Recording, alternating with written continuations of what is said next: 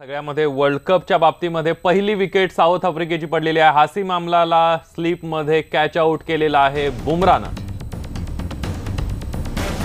दक्षिण आफ्रिकेची पहिली विकेट गेलेली आहे। हासिम आमलाला तंबूत पाठवलेला आहे। पहिल्यांदा महेंद्रसिंग धोनीकडून हासिम आमलाचा कॅच ड्रॉप झाला, मात्र लगेच दुसऱ्याच बॉलला